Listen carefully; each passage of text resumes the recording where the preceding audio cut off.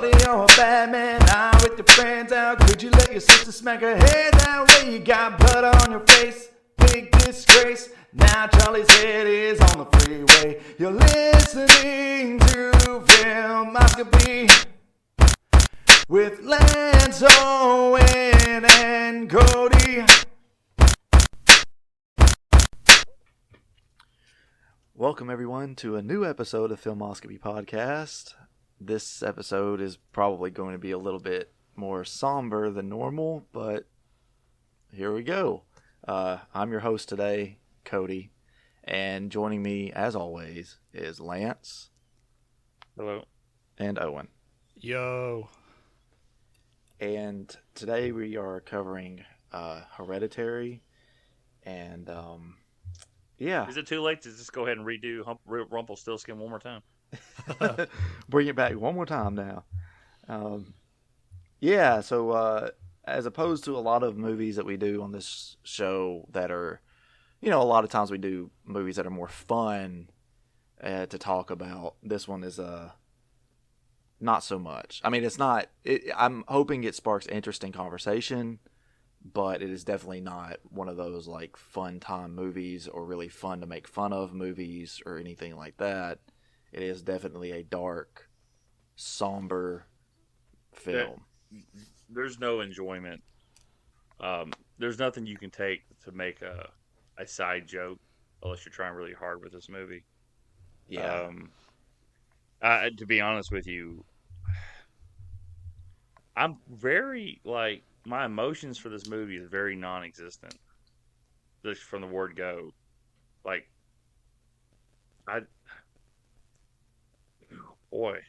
the first 30 minutes of this fucking movie. Yeah. Holy shit! And then the rest of it's just goofy ass cult, haunting horror shit. Well, not really. I mean, the first 30 minutes, right? I mean, you build up to Charlie's death, and you even beyond that, I'd say for the first hour or a little more than an hour, you're really dealing with the aftermath of all that, right? Because the film starts off with the grandmother's funeral, and so the family's already dealing with that, how to cope with it, and then Charlie dies. So then for the next 45 minutes or so after that, it is really about a family that's dealing with grief and how to proceed with dealing with it with each other, and then, obviously throughout the film, you get more and more signs of like the cult stuff and all that. And there's actually hints of that like very, very early on. There's hints of it before Charlie dies for sure. And so it is, I mean, it is definitely not, it doesn't keep that like grieving family tone, like story that it's building throughout the first half or so, but I wouldn't say it gets goofy necessarily. I think that it just kind of all like builds into this. I think it's fun. Yeah, it's just like a bit of a twist on it, and it's kind of fun. I mean, as fun as it could be to be like, unnerved and have like this creepy shit going on. But yeah. That's what, and you were saying that it has like hints in the beginning, to tell you like, hey, there's crazy occult shit kind of going on with her grandma and everything. And, on the second time around, because this is my second time watching this movie, it's kind of fun to, go into this kind of already knowing what the big twist is going to be, and just to see where they kind of sprinkle in the hints and everything. Right, yeah, because I know like one that I didn't notice until probably like the third or fourth time that I saw this movie was when they're going to the party, they pass that telephone pole, and the ritual symbol or whatever is carved into the pole when they go the past little triangle thing. Well, the little whatever that. No, not the triangle. It's like the thing that's painted over the grandmother's body in the attic. Like it looks like it kind of has like waves and stuff on top of it. Oh yeah. It's like the 3 people thing or whatever the hell. I thought it looked like 3 people huddled together or something. I think it's like 4. It's 4 shapes that look like people facing the west direction. Yeah. Oh yeah, you're probably right. So, but yeah, that is carved into the telephone pole when they go past. And if it's your first time watching, you're probably not really noticing it, or like you may see it but not really think about what that even is or anything. So, but we'll get into the details of it. Owen, you said this is your second time watching it. Lance, I'm pretty sure this is your first time watching it, right? Okay, and this is probably my 6th or 7th time seeing this movie.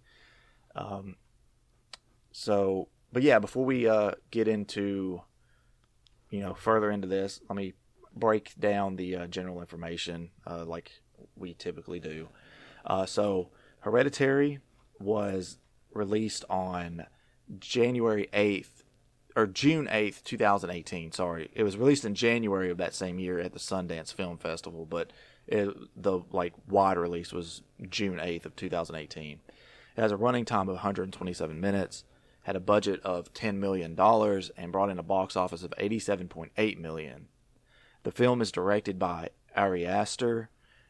This is his full feature film debut.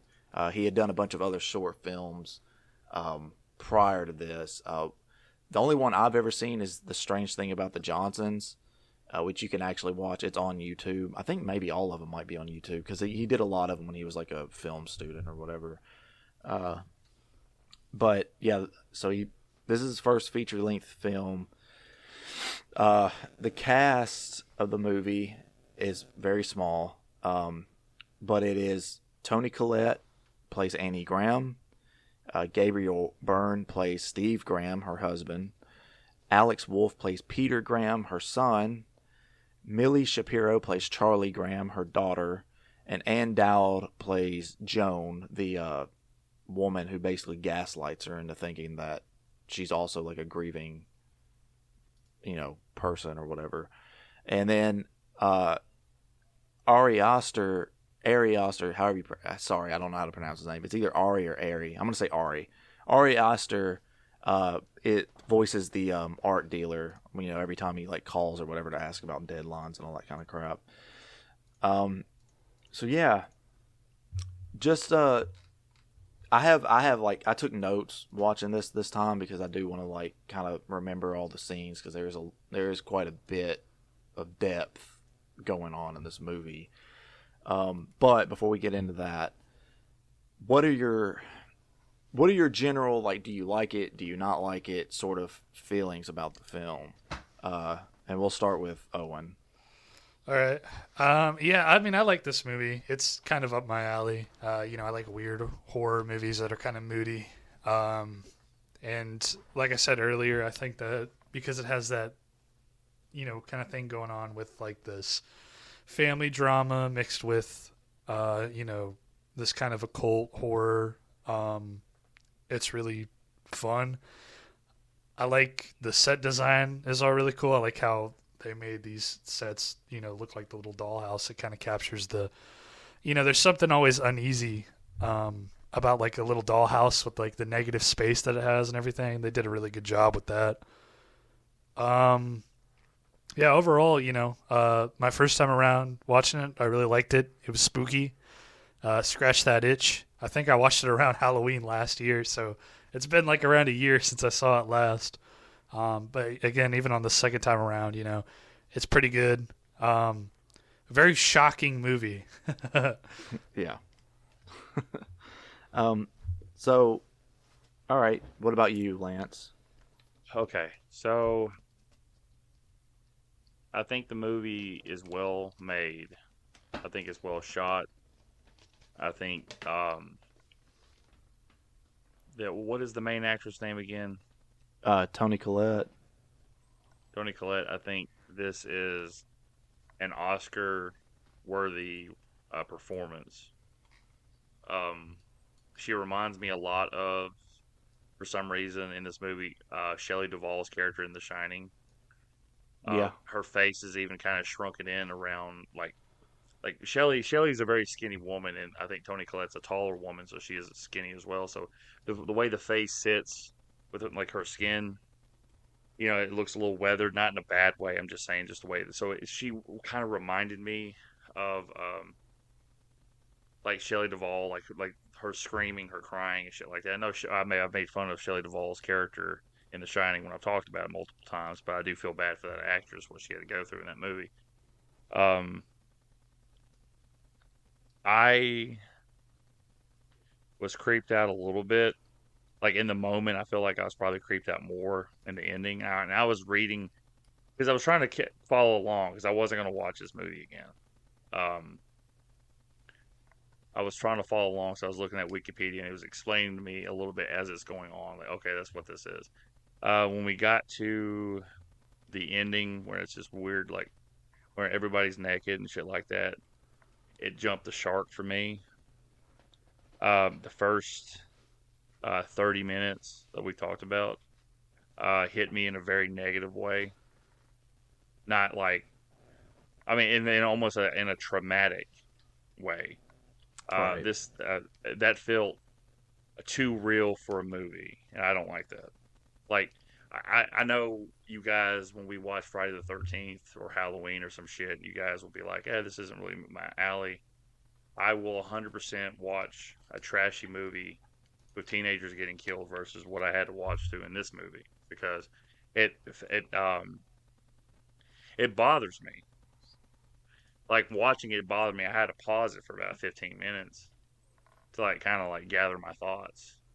And I don't mean it in like this is a thought provoking thing. No, this is a like fucking absolute worst case nightmare scenario for this family. Yeah. And in that moment, like I'm feeling all these different emotions, and we'll talk about it as we go through it. Like I'll talk about it, but I'm too deep in my emotions watching this. Like I sound like a mark when I'm watching wrestling. Like, oh yeah, that was real. I don't think it's a bad thing. I think that it really, especially Charlie's death. I think that everything that is leading up to Charlie. Yeah. Like because I have a little bit of I have a weird perspective, I guess. So I don't know how much. Because it ain't gonna lie to you, man. The first 30 minutes really bothered me in this movie. Right. Yeah. So we'll get into it when we get to it. So you talk about your experiences, Cody. Okay.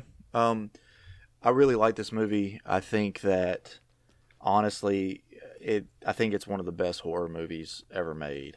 I think that it's not something I watch regularly. It's definitely not. I mean, I really have to like be in the mood to watch this, and that's also why like on this podcast I've said like 3 or 4 times over the last few years like, oh yeah, I'm gonna do Hereditary, but it's just like knowing the type of movie it is, it's definitely something you've got to be, I guess, prepared to watch. Yeah. Because it's not like a pleasant kind of horror, I guess. It's definitely, like I have this thing where it's like there's horror movies that I watch just for like the spookiness, I guess, Mm-hmm. I don't know. That's like watching Nosferatu or something like that. They don't, and I think Lance described it pretty perfectly. Some movies can fuck you up in a way, and I think this movie can, especially in the first half like that. Yeah. It's definitely a movie, I agree with you, that you have to kind of be prepared and kind of in the right mood for. You have to let this movie have its way with you. I'm saying. Yeah. I wasn't prepared for it. Like I didn't know what to go into it. Like I hadn't watched the trailer. I hadn't read up on it. I just knew that this was a scary movie. And Savannah, my girlfriend, told me this was a scary movie. So yeah, I wasn't really prepared for it. I can tell you right now. I think it's a very well made movie. And if I could objectively say to recommend this movie, I guess I would say to recommend it. But with viewer discretion advised, there might be some trigger moments for somebody who may have a family member who has a disability or some kind of sorry, hold on, some kind of just something going on like mentally, and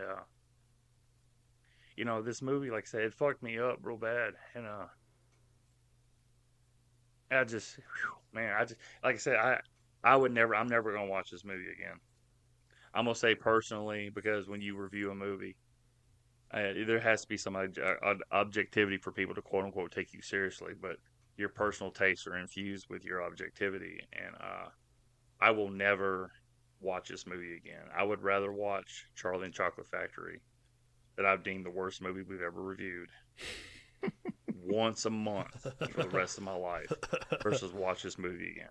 Like, that's how much this movie bothered me. I don't want to have to deal with that again. And like I said, I'll get into it. I'm not trying to come across as really I'm not trying to sound like a pussy here, but there are some things that I guess I can relate to with the brother character from like your little sister's having to tag along. You feel kind of embarrassed, and like I said, we'll get into that. But like I said, after that, there wasn't anything for me to recover from this movie. Oh yeah, this movie. When it got to the rest of it. You know it's funny because like just before we got on, I think we were talking about like a similar thing, or at least I was. So I had watched I watched Pet Sematary, the 2019 one, and like the little boy in that movie. I don't know. I got the feeling like he had like, I felt like he reminded me a lot of my little brother, who I like kind of took care of a little bit. And my little brother has autism, so he was kind of like, he only has like recently kind of started speaking and stuff. So I don't know, when they were trying to do the fake out with him getting ran over by the truck, I can kind of get behind, I guess what you're saying is what I'm saying. It was kind of like, I was like, oh shit, this movie, like this is gonna hurt. Yeah. And I think, Lance, you made the comment of like there's nothing to really like let you recover, and I think that's what the movie wants, right? Like it wants you to feel that sense of like just hopelessness and like despair that this family is feeling, and in that sense, it does a really good job of doing that. I mean, I agree with that. I think the thing is, though, there's a difference between really great acting conveying the emotions. Like, let's just say you're watching a movie and somebody gets killed, and it's a character, it's like a normal character. Yeah. And you don't really feel that emotion, but you feel the emotion when you see the main character of the story react to it. Like, let's just say Tony does here. Yeah. The way, like, the horror and this utter despair she's going through in that moment is very real. And like I said, I can get behind that kind of acting with that kind of story. But leading up before that, like the little sister, like I said, it hit home for me. And like I said, there's a difference between, like, this is a fictional story, these are fictional characters, but they're going to make you convey something, versus this is a fictional story, but this character is going to remind you somebody in your life, and it's going to remind you of certain emotions you felt towards that somebody. Right. And then I have the horror and despair that she's going through. Like I said, I couldn't get past that emotionally because of what I was feeling. And for me, I understand, like, somebody goes, man, this is a great fucking horror movie, and this thing's got an 85 Rotten Tomatoes. From a fan's perspective, this movie's got a D- rating. Yeah. And there's a reason why. I mean, I know we make fun of the general fan base of any kind of movie from just a general audience going, because they're a bunch of mouth breathers, yada yada yada, and all this other shit. But you can get a general census of what they like, and I feel like the first half of this movie is what the big downer is for this movie. For most people. Like if you don't have, like I said, Savannah didn't have this at all, and she has an autistic uncle. So, but it's different when I guess it's an older relative of yours that has it, you just kind of grow up with it versus, like I feel like I'm going to sound like a piece of shit human being if I talk about my real emotions when we go through this.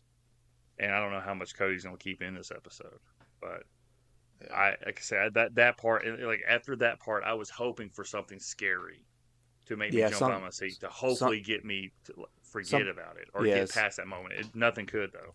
Something more like traditional horror to like. Well, no, just like this fucking scary shit. Like when she's hanging on the rafters, like she's a member of the Lost Boys. Oh Lord! And yeah, we'll get to all that shit.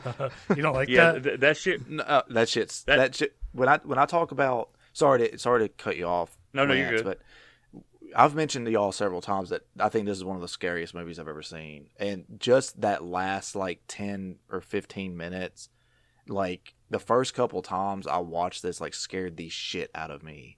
And it's a lot. I mean, even like the subtleties, like leading up to like the final, like chaotic, her like hanging from the ceiling and like bashing her head on the door. Yeah, I remember the first time I saw that, like it made my hair stand up. But this time, I was kind of expecting it. But I had read at that point because we were getting close to the end. Yeah, and I had read the ending on Wikipedia, but it still didn't prepare me for the visuals of it. Mm-hmm. Those moments, that thrilling moment, was really fucking like awesome. I think when we get to the ending, when the Covenant is all like bowing down in the treehouse, and you see the two headless bodies, you see the sexy cocks. I mean, it's like fucking. To me, dude, it's really funny. It's like one dude's like hiding his junk, but his junk is still it's the older guy. Yeah, there's the older kind of like heavier dude, and he's like you'd see he's like covering his cock a little bit, like he's embarrassed. But the thing is, his cock is still hanging below it, like that's how much he's covering. He's like, so don't look I guess at I'm my making cock. a joke about it now. So that dude's like, I'm kind of modest here. I'm about to bone one of these headless chicks, but he's like, oh no, King Paimon's gonna see my dick. No. It's I don't. And obviously, like I don't like the bird getting killed, and then you see the dead family dog. Yeah. And to me, I will always say this: I don't give a shit what you're trying to convey, what you're trying to do in a movie. Putting an animal death in a movie is cheap. It felt like the dog. What about All Dogs Go to Heaven when he dies at the end of that? Well, I mean, that's a movie about fucking dogs and it's animated. Sorry, I'm just being an asshole. No, I know, but I'm talking about like from a perspective of this movie. Like you already had a traumatic event in this movie. You don't need to show a dead dog's body.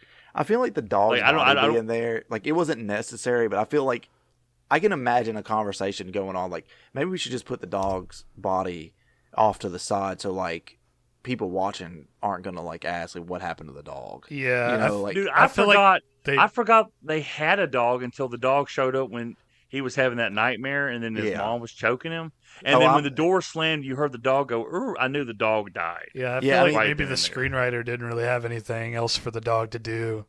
I think the dog being in the movie at all is just absolutely pointless. I mean, it doesn't. I mean, because literally they're a happy family, Cody. They have to have a dog.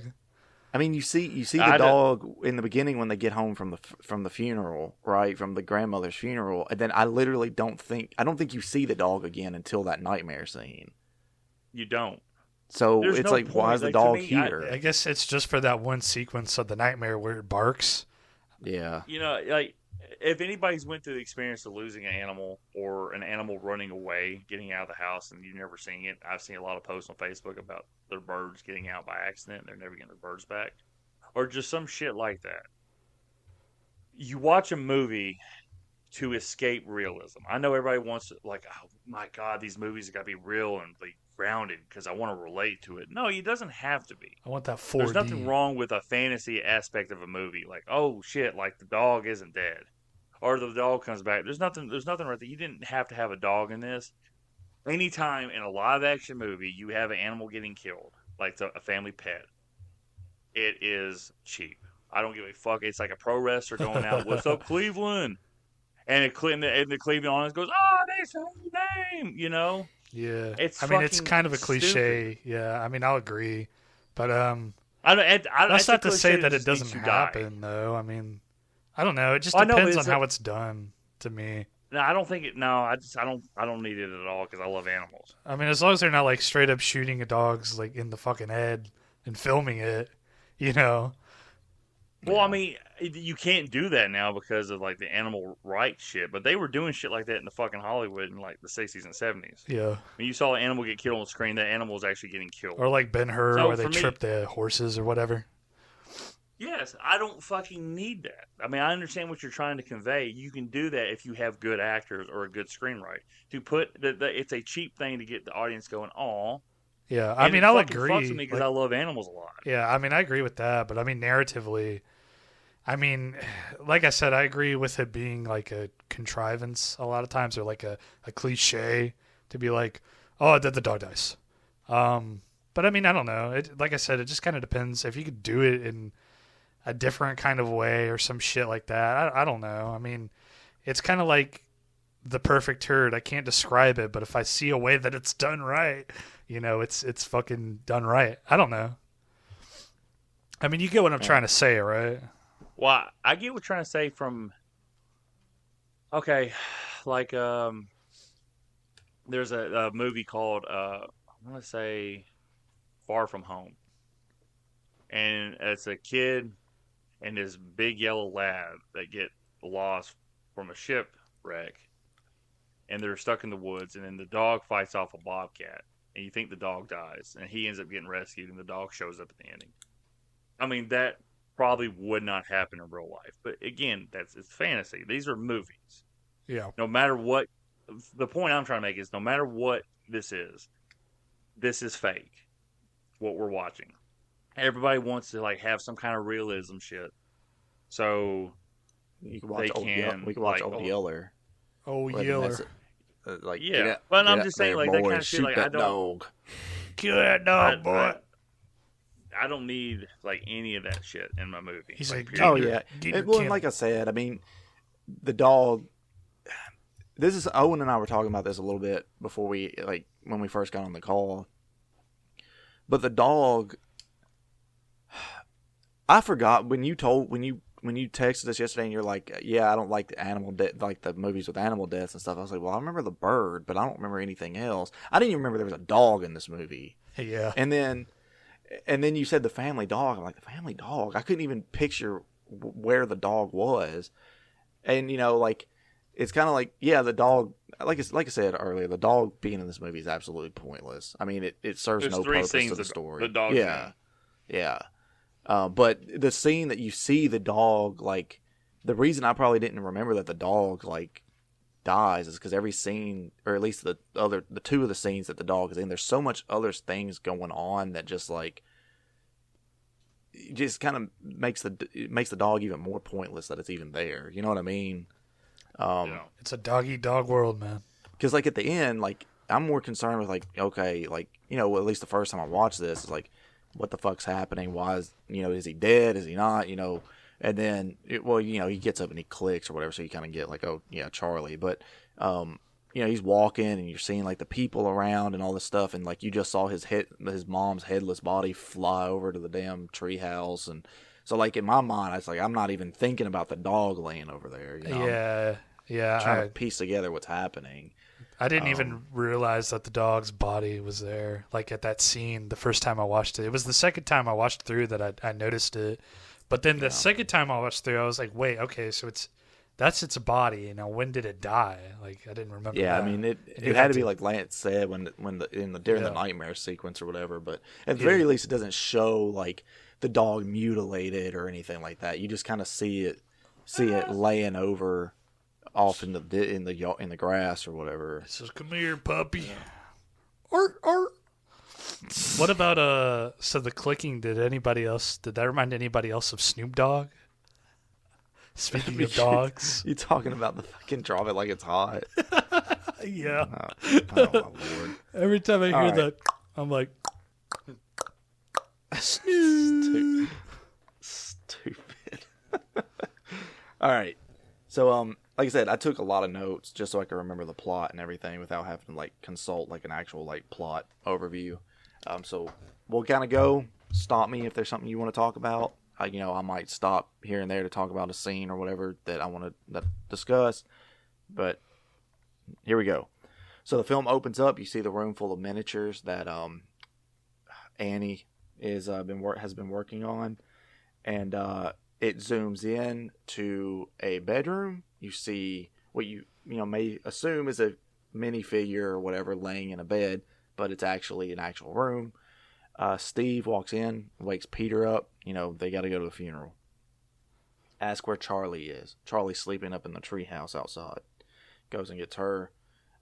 This is when you notice that, obviously from her facial structure, the actress has a disease that she was born with.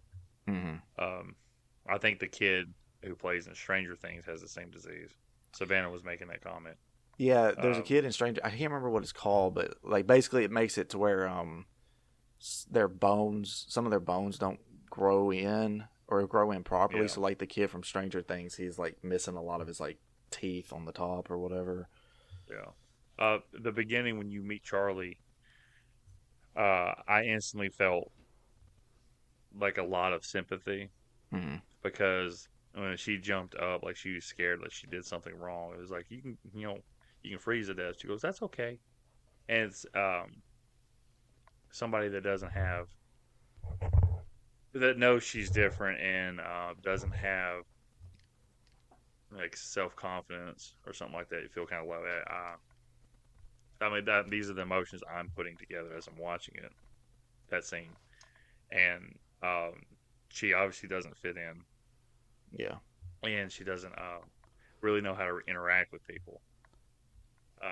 So yeah, that first scene with that, it's oh, okay, this is okay. So and I get it. I just right. What's the dad's name? That was the again? start of it.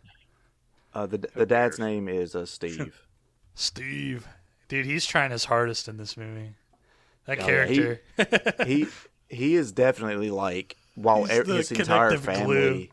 Yeah, his whole family is just falling apart. He's doing everything he can just to hold everything together. Yeah, he's the one you're rooting for mostly the whole movie. He's so. Yeah. So yeah, they go to the grandmother's funeral. You see, there's a guy there that's smiling at Charlie, and it's hell, is this a prequel to Smile? You know what I mean? And it's oh, that's weird. But then, you can kind of think, well, maybe he's just smiling because maybe he knows her because he knew her grandmother. All right, let's, we'll move on. They go home. There's a lot of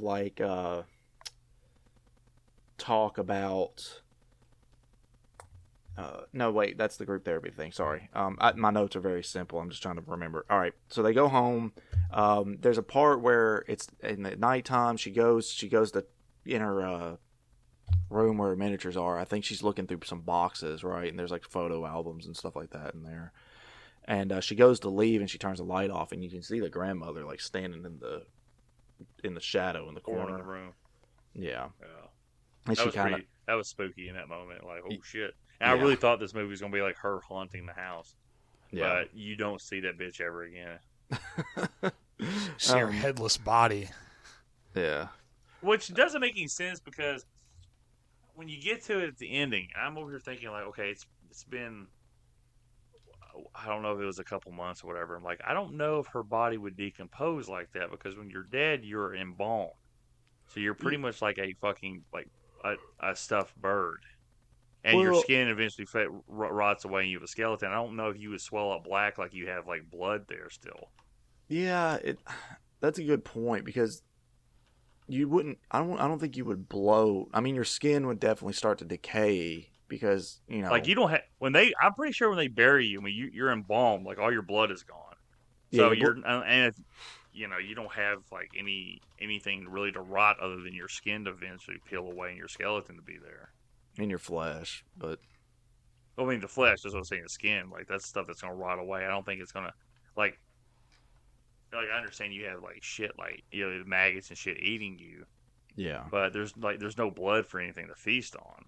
For it to be that black and bruised and shit like that. Well, I don't think it's bruising. It's necrosis, right? So it's the flesh is dying. Like that's what it is. It's not. But it's also swelled up though. Yeah, like the her bloat. legs. The like, bloating. That doesn't look like her body. It Yeah, doesn't look like she was dressed in. I think they put that fucking that little. Okay, I do have one joke about this movie. That scene where she's going through the photo album, and then you see the grandma in like this weird wedding dress with shit thrown on her. Yeah, the gold. And I was shit. told Savannah it'd be really fun. It'd be really funny if you had like her going through this photo album and she's got all this horror on her face, and you just see an old woman getting fucking all these cum shots on her. Yeah. Like she's just like smiling, and everybody's just like all over. It's like her sorority party or whatever the fuck it's called. It's like yeah. But yeah, I agree. I don't know about the bloating. I don't because of her. Way for us to lay this debate to rest, we're gonna have to dig up a body. Right back, guys. Find someone who was buried like 2 months ago and dig them up. Yeah. Well, there you go. There's our answer. Don't worry, we'll post pics later. Let's see if he's right. So yeah, it goes to the scene where the daughter is in school, and you start to see her fascination with things, heads, I guess you could say, because she's fidgeting with that little robot toy, but she's specifically messing with the head. Mm-hmm. And then so, I get it tying into her, I guess getting decapitated, but like, what is do we know? Is it open to? Like, what is the significance of the decapitation? Because it seems like even the witches, they have the mom decapitate herself, and they decapitate the corpse and stuff like that. Yeah, they don't say, and as far as I could tell, I mean, the main book or whatever that talks about it is in another language, so it's like I don't think they really go into detail, and it could just be something that they. Oh, yeah, go ahead. The reason why they want the heads cut off is because the Demon King, King Piccolo, wants. He had the image of him as him holding severed heads, so that's his gift, is getting severed heads. Oh, he gets head. Yeah, pretty much. Gotcha. All right. So yeah, there's the fascination with the head. There's a bird that crashes into the window. It's a pigeon, I think, and when they go outside, I guess for recess, she's out there and she cuts the bird's head off. And I think this is another scene where you see someone across the street staring at her and smiling.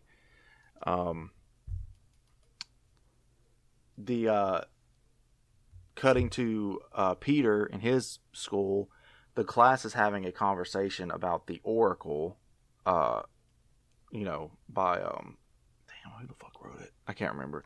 They're having a conversation about the Oracle, and when you hear like what they're actually talking about, there are some parallels to the film itself and the plot about how there were signs being laid out throughout the Oracle that were overlooked by the main character or whatever, and that is how it is here. There's like a lot of like, even like the mother, Annie, when she sees that her mom's bedroom door is open, there's like literally a ritual like mark in the floor, and she just completely ignores it, right? She doesn't think anything of it. And so yeah, there's a lot of like things like that throughout this. I just thought that was an interesting little tidbit that they kind of like did that. It's like full circle, bro. The father receives a call at one point about Annie's mom's grave being desecrated, but he chooses not to tell her because he doesn't want to upset her. He figures he'll. Oh, that's later on, though, isn't it? No, he receives that call, the first call, early on. It's after this scene's in the school, and it's actually right after she sees the bedroom door open, because he comes and locks it, and then he gets a call. Or no, Peter brings the phone to him. He's like, "Hey, it's the funeral home or whatever, or the cemetery," and he walks away, and she asks him what it's about, and he's like, "Oh, it's just billing stuff or something like that." Mm-hmm. Okay. Which obviously, it's the cult has dug up the body and taken it. The mother starts going, or Annie, sorry. Annie starts going to group therapy. she doesn't really want to be there, but then she does open up about her relationship with her mom and how they were estranged. It's complicated, at least. Yeah, and she says she wouldn't let her mom anywhere near Peter when he was born. But then when Charlie was born, she says she felt guilty about it, so she allowed her into Charlie's life, and she kind of like attached herself to Charlie. You know, obviously, as we find out later on, they claim that Charlie is King Paimon, in, you know, human form or whatever. I think that's really dumb. Yeah, it is a little silly, especially because at the end, like, when Charlie is in Peter's body, like, she's kind of looking around and doesn't. It's almost like she doesn't even believe it, you know. Well, it doesn't make any sense. Like, okay, they call King Paimon Charlie, and then they put you in your rightful male body. Yeah, but the King Piccolo is fully, like, he's a male character. Like, Charlie was a female. That was the only family member the grandma could get her hooks into. That's why she was able to do that. So I guess they're implying that Charlie never had a soul to begin with. It was just King Piccolo in her. Well, yeah. Well, I guess what the implication is that King Paimon comes to Earth as a human being, right? But the problem is that, and it's probably some ritual that she did, more than likely, when Charlie. Obviously, a lot of this is up for, you know, interpretation or whatever, because they don't go into a lot of detail. But it could be that by her being around Charlie when she was so young, she was able to, like, attach, because she's some sort of, like, higher ranking member of this cult. The grandmother is, and so maybe she's the leader of it. Okay, so yeah, she may have been able to introduce King Paimon into Charlie, or attached him to her soul, or however that works. But King Paimon prefers a male body. I think that's said in one of the books that Annie finds later on. And he's got a male body with a female's face. He's covetous. That's what the description is. Yeah, he's covetous of the male form or male body. But no, it's like that when they talked about that, and it says, okay, so Charlie was really King Paimon in human form, and I'm like, so the emotions I felt at the beginning of that was like, it wasn't like a relief, like, oh, okay, so I can kind of look at this as just like look at it as a movie without it affecting me. More along the lines of it just made my emotions feel like less than. Yeah, I don't know how to really describe it. Like, it felt like two different movies. And it invalidated the emotions that you had at the beginning from what had happened based on what they did later on with Charlie. But no, and the thing is, like, in my mind, I have it separated like it's almost two different movies. Yeah. Like, the first half of this with Charlie, like, she is a human girl with special needs. And in the second movie, like, I don't even associate the second half of this movie with the first half of this movie. Like, there's a transition for me at some point that does that. It's just really weird. I can't. I mean, I can consolidate. Obviously, it's one fucking movie, but. Yeah, I get what you mean, though. It does feel like. I think it's too tacked on. It's too much of the story that feels real fucking stupid. Yeah, it does feel like very. You guys don't like the witch stuff? I don't mind it myself, but it's not that. It's, for me. The story could just be like the grandma wanted King Paion's soul in Peter's body. And then that was it. You didn't have to go through this extremely convoluted thing. Well, King Paimon was born into Charlie's body, and he's been there this entire time, even though there was no signs of it before this. She gets killed, and that releases his soul to wreak havoc on the whole family, and then he goes into Peter's body after everybody dies. It's extremely convoluted when you get to that point. It's not like a whodunit or this is what you're trying to figure out. It feels very like. That feels tacked on for me, the part where it was in Charlie's body the whole time. Chicky's body. And I'm like, no, Charlie didn't have any maliciousness other than when she's cutting off a dead bird's head. And, you know, she's, like I said, when we're about to get, I ain't going to try to tie up this podcast for too long talking about it, but I think it cheapens like you said, it invalidates, it cheapens the emotions I felt for Charlie's character because it just feels fucking stupid and tacked on. Gotcha. So yeah, there's the group therapy thing. During this, she talks about how her family has a history of mental illness, and she talks about, of course, like she believed that her mother wasn't really all there at the end, which I don't think it's necessarily that she had dementia or anything. It's probably that the stuff with the cult was really being brought to the forefront during her last days or whatever, and Annie kind of just like blew it off as like, oh, she's losing her mind, you know. But she said that her father had some sort of disease that basically made him starve himself to death, and then her brother, later on in life, or I guess when they were teenagers or something, her brother ended up committing suicide by hanging himself. Their mother was trying to do the King Pion shit to him. Gotcha. So yeah, he killed himself to escape that. Which, you know, like I said, she says they have mental illness, so as a viewer, it's like, okay, well, I guess this family has a history of mental illness, and then later on, it's kind of like, oh no, it's a lot of that is just like this cult stuff, you know, basically affecting these people. Yeah. It's funny because in the thing, it's like, come on, dude, she's just trauma dumping on them. Yeah. There's a scene where it's at night and and Peter's in his room and he like closes the curtains or something. Maybe he doesn't. Maybe he's just sitting there doing something. But you can see someone's like breath outside. So, no, he's smoking his vape. Oh yeah. And he's blowing, or the bong, and he's blowing it out the window. But somebody's in the treehouse blowing out also, and it's like it's happening as he turns back to look into the house from looking outside. He doesn't see it at all. So it feels like someone's always watching. Yeah, there's a shot. The house.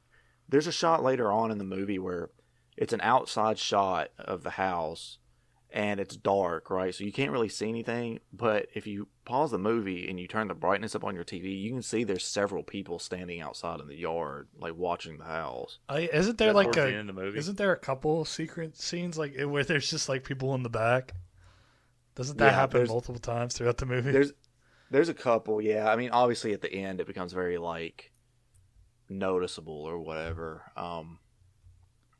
But yeah, that one right there, I didn't know about that till I saw someone post about it online. But yeah, it's really creepy because it's like, man, like I'd already seen the movie a few times at that point, and never like you can't pick up on it because you can't see anything out there unless your TV is just for whatever reason turned up really bright. So it's like an interesting little thing, and I think maybe they did it in the hopes that just that shot like it makes you feel uncomfortable. But I don't know.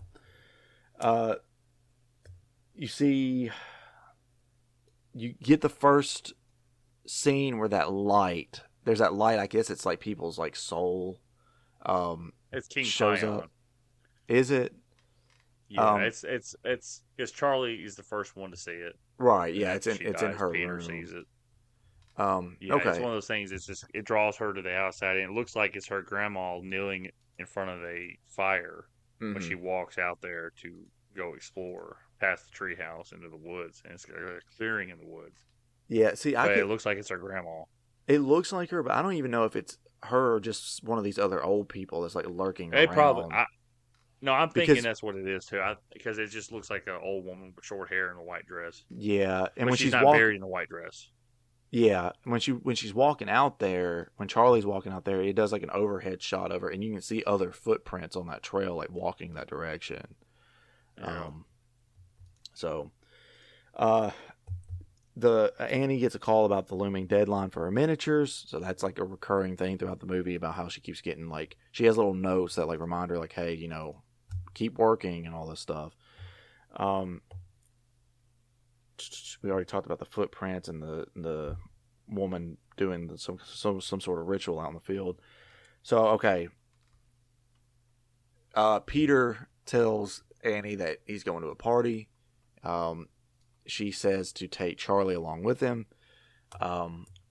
he doesn't get a chance to ask her. She just basically tells Charlie, "You're going," and they go. As they go to the party, you get a shot of they're going down the road where Charlie will later die, and you see, like we talked about earlier, there's a shot of the telephone pole, and the ritual symbol or whatever that is carved into the telephone pole. They go to the party. Oh, I guess I forgot to say Charlie has a nut allergy. They bring that up at the funeral. She's eating chocolate, and both of the parents are like, "Does it have nuts in it?" Which begs the question: why the fuck are they not carrying EpiPens around with them all the time? Yeah. If they know their daughter has a nut allergy, why are they not why do they not? Because they say something at the funeral, right? Like, "Oh, I don't have any EpiPens with me." But then it's like, okay, you're sending Charlie to a party that's full of teenagers. Why would you not give Peter an EpiPen to take with him just in case? I thought about that too. So it's like, because obviously if he had one, he would have been able to give it to her there, and then it wouldn't have been such a huge emergency to get to the hospital. Obviously I don't know if you do that, you still have to go to the doctor or whatever, but it wouldn't have been as drastic as it was, right? So they go to the party. You see they're making cake, and they're chopping up a bunch of nuts. It looks like walnuts or something. Peter leaves. I keep wanting to call Peter Charlie, and Peter is gonna go get high with the girl that he likes from school. So he tells Charlie, "Oh yeah, go eat some cake or whatever." And man, oh Lord, yeah. I start feeling real bad for Charlie, at this point, because Peter doesn't want anything. It's not that he doesn't want anything to do with her. It's just that he doesn't want her around him because he's gonna go smoke weed with his girl, and he wants to just spend his time with her. And she goes and she eats the cake or whatever, and her throat starts to swell up. She tries to drink water to smooth it. She goes up to the room to get Peter, and he can tell she's not breathing right. He takes her, gets in the car, and goes. He's trying to get to the doctor or the hospital. He's driving extremely fast. She rolls down the window to get some air. She sticks her head out the window because she's really struggling. You see she's kicking her feet and, not able to breathe. And as he's going down the road, she's got her head out the window. There is a dead, I think it's a deer in the road. And he swerves to avoid it, but he swerves onto the shoulder, and her head hits the telephone pole, and it decapitates her. And this is probably the most intense scene in the entire film. Yeah, it's the part of the movie that goes, you're oh shit. Yeah, it is very intense. He stops. He starts to look in his rearview mirror to look at her, but can't do it because he just, he knows. And he, after sitting there for a couple minutes, he drives home. He gets out, goes to bed, doesn't go to sleep. He's laid there awake all night. And in the morning, you hear Annie telling Steve that she is going to the store to get some things. She walks out, and a few moments later, you hear her start screaming. Can we pause right here? Yeah. This will probably be the most I contribute to the episode the rest of the way. So when you talk about Charlie, I have a relative that is, mildly autistic, and I am close in age with this family member. So when I was around them when I was younger, it didn't quite I understood, so I was kind of protective. But when I got into my teen years, I don't know how to put it without sounding like an asshole.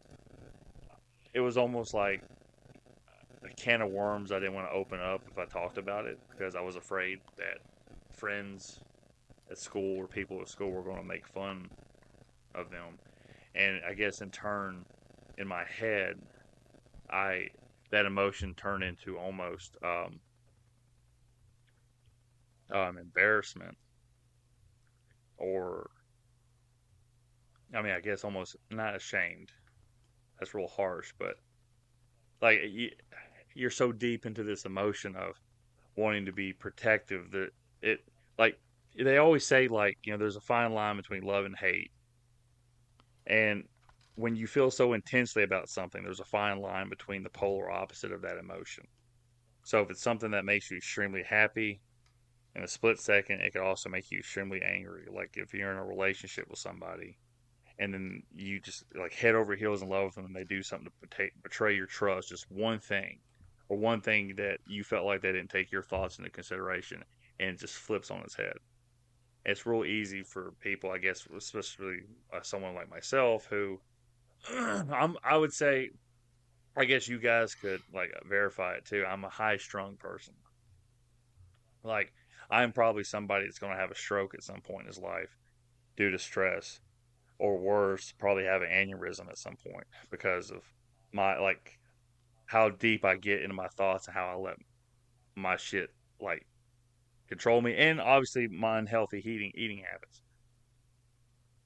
I just know that's how I am, because when I get like in one of my depression states, which is more often than not, I just kind of like I'm in there. Like there's nothing that can get me out of it. I can't get myself out of it. I choose not to get myself out of it. But there's nothing that you guys could say as a joking. I'd get to laugh for a minute, but I'd go right back where I was. And it feels like it's a constant struggle. So like when I was younger, I felt almost like a protectiveness, but almost like an embarrassment. And this person, this family member, like Charlie, is someone that's dependent upon you when you take them out into public, where it's not safe like it is at home. And they're 100% dependent upon you and like their guardian, their mom, their dad, or whatever. And you feel guilty because you feel this way. And I was feeling these emotions with Peter and with Charlie that, he didn't want to bring his little sister along and stuff like that. But there was a slight hint to it. It's never outright said that, maybe he's also embarrassed of his sister. And then obviously taking his sister to a adult party. I don't know what good idea his mom thought that was going to be. But with Charlie, he's trying to shoo her to go eat some of that chocolate cake. And she goes, I don't know anybody. The cake's not for me. And then he talks and she ends up getting a piece. And, she sits there. She feels the discomfort, her throat closing up. She gets water, like Cody was saying, to, like, hopefully open up her throat. And, like, she waits to the absolute last minute to bother her brother. Because she can't, like, breathe anymore, And, like, she cares so much for her brother's feelings that she knows that he's, like, embarrassed of her, that she waited till it was it was past necessary to get her home. And, and then, you see her head get smacked against the pole. I didn't know what happened at that point. I didn't know if she got decapitated or not. Savannah had to tell me because, like I said, I paused the movie for about 15 minutes. But, like I said, I don't know how to really put it together, like, when I'm talking about it. Just that, the guilt that you feel. And then, obviously, this, like, out of, like, on a movie, otherworldly nightmare scenario that would happen. But, you have this younger sibling that trusts you, and you just kind of shrug them off for something that like somebody you want to be with or whatever, So, it really fucked me up, man. Like, just thinking about it, because like I said, I guess I have my own emotions tied up into it, and Savannah didn't think this deep about it. But, I am somebody that's what I would say hasn't been the best brother or the best, like, family member to a lot of my family members. Because I guess I'm more of a selfish person when it comes to my emotions and shit. But just feeling, that like the spectrum, like going from like you love your sister, but you want her to just kind of stay away, want her to like get out of your hair so you can go do something. I don't think I would have ever done that. I probably would have been like, okay, you okay in this corner? You stay here. You don't talk to anybody. I'll be right back. I've been more worried about getting back to her. But, just going through what Charlie's emotions were. How she was like, Peter, like she just couldn't breathe and shit like that. And just having something so young and so, oh, yeah, I guess you could say disabled, be dependent upon you, then that happens. Like, man, it really fucked me up. And like I said, I couldn't recover for the rest of the movie. And then you hear the mom's blood curling screams because the brother's in shock, so he didn't tell anybody. But just think about that. It's just fucking, it's fucked up. Like I said, I don't know how much you're gonna keep in there, Cody, of that. But yeah, like I said, there was no coming back for me for this movie at this point. Like that scenario was like so wrapped up with a clean production with real emotions for me that I just couldn't. I didn't want to submerge myself in this movie anymore. At that point, I was done with it. I was over it. I was just waiting for it to be over with. So, but I still think Toni does a great job as an actress in this movie. Yeah. Like, this movie is very Shining-like, because when you go back to The Shining, like, there's like a visual of Jack staring at the hedge maze on the wall, and then it zooms in, and then you see Shelley Duvall and their son walking through the hedge maze in real life. So when you see, like the house, and they zoom in, and there's somebody sleeping in the bed, and it turns into the actual set. I think it's very Shining-like, and that's probably an inspiration in this movie. But yeah, I didn't think, like, that's why to me when we got to the Charlie part at the end, they said Charlie was King Paimon, incarnate or whatever. You didn't get that whatsoever from that character. Like, she didn't know what was going on either when you watch this movie. It wasn't like she was hiding something. She was just somebody with a disability that couldn't fit in with the world. And those people feel like all the spectrums of emotions, but they feel deeper and they think deeper than a lot of us. So I felt really, really bad for this character and a lot of shame when I was watching it. So that's all I gotta say. All right. Yeah. I'm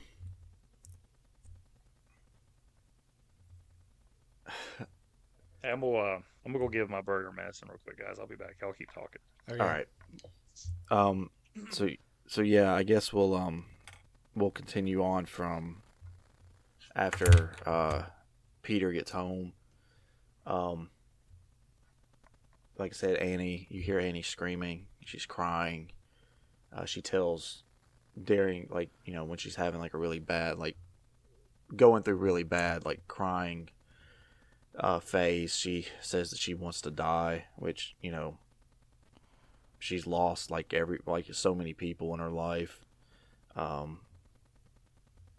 And this is when the true, like, grief and despair and everything really starts setting in for the family. Yeah. Because you've got Annie, who, she holds some resentment toward her son. She's kind of held resentment toward him anyway, because she talked. I think it may have been during the first group therapy session. She talks about how she used to sleepwalk, and the last time she did, she woke up and she had covered both of her children and herself in paint thinner, and she was holding a lit match. I think it was just PETA. I don't think it was the other No, way. she said it was both, because she says that it was when they used to share a room. Oh, I didn't pick up on that. Yeah, she says when they used to share a room, and she had covered them both in paint thinner. as well as herself, and Peter woke up. Peter's the one that woke up and saw her and started screaming, and it kind of like kicked her out of it, right? Yeah. So she holds resentment toward him anyway, a little bit, because she feels like he never forgave her for that, which, you know, you later come to find out that is partially true. And she's dealing with it. Obviously, Peter's got to deal with the fact that, you know, he essentially killed his sister, even though it was an accident. And Steve is just trying to hold everything together. But did he really kill her? I mean, she did force her to go. I mean, you know. Right. Yeah, and well, that's what they do at the dinner scene, right? Yeah, yeah. You know. But we'll get there. So Annie, I think has been starting to use the miniatures as a way of coping with not only her mother's death, because she does a lot of like miniatures with like her mom kind of like in rooms and they're like basically scenes set up that are sort of like compared to scenes that are actually happening in the movie, but then her mom's figurine or whatever is like in the miniatures version of the scene, you know what I mean? Damn, sorry. But then, you know, she also later on she starts doing that miniature of the telephone pole and the head on the pole and everything. I want to know if you caught this, and I think I saw this correctly, but later on, I can't remember if it's after she's like destroyed everything in the room except for a few things here and there. But there's another point later on where they show that miniature again, with the telephone pole in the car and all that. And the head is no longer on the ground by the telephone pole. Oh, yeah. No, I didn't see it because I remember when they show it again. Yeah, I was looking for it this time, and I couldn't see it. You can see where she painted the blood on the ground, but I don't see the head. Yeah. So it's almost like she's somehow subconsciously, or the miniatures are reflecting, you know, what's happening, and it's like, you know, we know later on that they took the head or whatever. Yeah.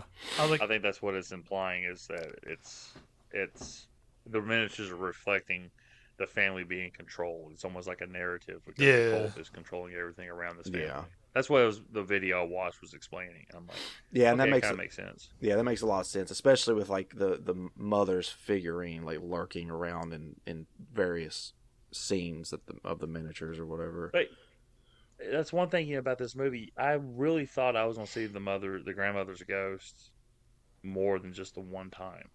Yeah. Like you have the whole, like, everybody is like, she's watching from the doorway, yada yada yada, all this other shit. But I think I was really like, it almost faked me out because I really was expecting the mom ghost to be around more. You only see her one time, then you see her headless corpse twice, and you see her dead body at the beginning. So like, even though the story is really focused around what the grandma was doing with her life. Excuse me. It's weird that she was only in like 4 shots of this movie. Right. And then the whole, like, the scene where they show Charlie's head being covered with ants. Mm-hmm. That was a little much. I agree. That's overkill. It is. I don't think you really needed that shot of it. That's kind of like, remember, Cody, we talked about Halloween Kills. Like, well, we don't like that movie at all. But that one really emotional scene in the middle of that movie where that mental patient is trapped and he's scared and he plunges to his death. You're like, oh my God, they got me. Then they show the body in pieces. It's like, okay, you didn't need that, ruined it. Yeah, where it looked like his head was like a watermelon. Yes. Yeah, that it's is just like fucking. It's because I think that scene, and whenever I think about this movie, I don't really ever think about the head on the ground, but I do think it would have been best just to leave that shot out, because I think the horror of what happened is enough, right? You don't need to see it. Yeah, you don't need to see the after effect. Yeah, the only thing I can think is like there's that scene later on in the movie where the aunt or Annie's dreaming and that the ants are like in the bed and stuff.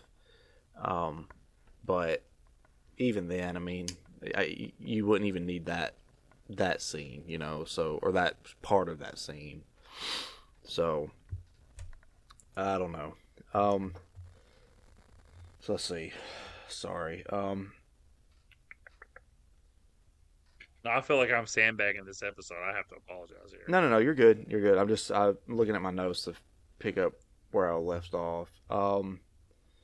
So Annie starts sleeping in the treehouse at night, with some space heaters, I guess. There's that shot at night where like you see the light come on in the treehouse and then it cuts and she's sleeping in the treehouse. Yeah, it's turned red though. That's almost like a demonic almost type of thing. I guess it's the heat. Obviously, you know, most heaters are like an orange color. They're not that bright red. Yeah. So I don't know if that was like a commentary of like it being like this demonic presence among the family at this point. Yeah, maybe. It was because the rest of the time you see, like when they have the lights on in the little treehouse, it's just a regular, like orangish yellow light. Yeah. You know. So that was kind of like it just turned red, like almost like she was developing pictures up there or some shit. Yeah.